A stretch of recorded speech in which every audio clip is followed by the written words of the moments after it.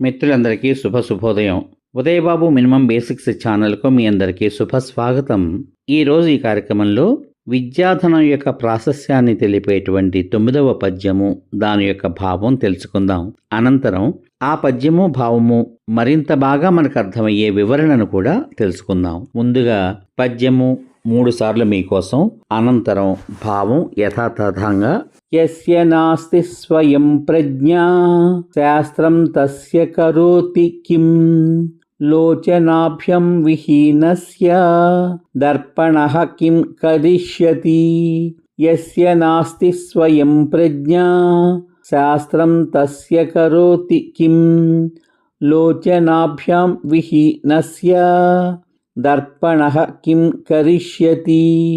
యస్య నాస్తి స్వయం ప్రజ్ఞా శాస్త్రం తస్య కరోతి కిం లోచనాభ్యాం విహీనస్య దర్పణః కిం కరిష్యతి.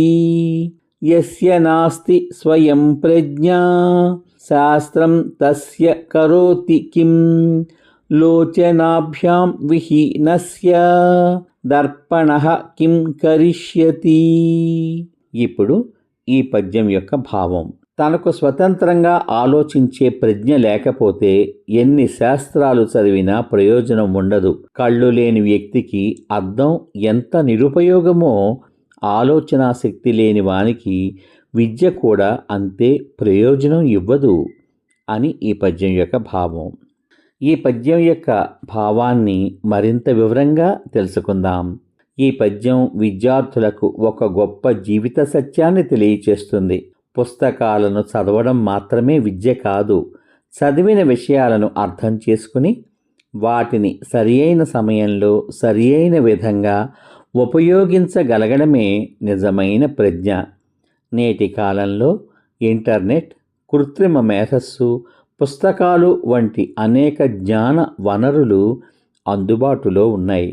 అయితే వాటిలోని సమాచారాన్ని గుడ్డిగా నమ్మకుండా పరిశీలించి తర్కించి నిజాలు తెలుసుకోవడం చాలా అవసరం. ఆలోచించే అలవాటు ఉన్న విద్యార్థులు సమస్యలకు సులభంగా పరిష్కారాలు కనుక్కుంటారు. ఉపాధ్యాయులు చెప్పిన విషయాలను శ్రద్ధగా విని స్వయంగా ప్రశ్నలు వేసుకుని అన్వేషించే విద్యార్థులే నిజమైన జ్ఞానవంతులవుతారు. అందువలన ప్రతి విద్యార్థి కేవలం జ్ఞాపక శక్తిని పెంచుకోవడమే కాకుండా ఆలోచనా శక్తిని, వివేకాన్ని, పరిశీలనా దృష్టిని కూడా పెంపొందించుకోవాలి. అప్పుడే చదివిన విద్య జీవితంలో విజయానికి, సమాజాభివృద్ధికి ఉపయోగపడుతుంది. బాగుంది కదా ఈ పద్యం యొక్క భావం. కార్యక్రమం ముగించబోయే ముందుగా పద్యము, దాని యొక్క భావం మరొక్కసారి మీకోసం. యస్య నాస్తి స్వయం ప్రజ్ఞా శాస్త్రం తస్య కరోతి కిం లోచనాభ్యాం విహీనస్య దర్పణః కిం కరిష్యతి. ఇప్పుడు ఈ పద్యం యొక్క భావం. తనకు స్వంతంగా ఆలోచించే ప్రజ్ఞ లేకపోతే ఎన్ని శాస్త్రాలు చదివినా ప్రయోజనం ఉండదు. కళ్ళు లేని వ్యక్తికి అద్దం ఎంత నిరుపయోగమో, ఆలోచనాశక్తి లేని వానికి విద్య కూడా అంతే ప్రయోజనం ఇవ్వదు అని ఈ పద్యం యొక్క భావం. మనం ఒక్కొక్కప్పుడు ఆవేశంలోనో ఎవరో చెప్పింది విని అదే విధంగా చేసేస్తాం. దానికి కారణం ఏమిటి? స్వంతంగా ఆలోచించే ప్రజ్ఞ మనకి లేకపోవడమే.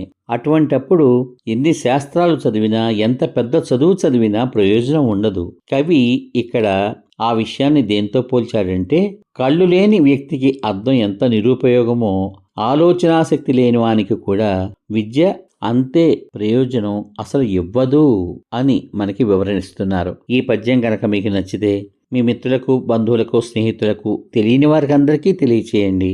ఈ పద్యంలోని భావాన్ని నరాన పట్టించుకుని మీ భవిష్యత్తుకు ఉపయోగపడేలా చేసుకోండి. మళ్ళీ రేపటి భాగంలో మరో ఆణిముత్యం లాంటి పద్యము, భావంతో మీ ముందుకు వస్తాను. అంతవరకు సర్వే జనా సుఖినో భవంతు. శుభమస్తు. స్వస్తి.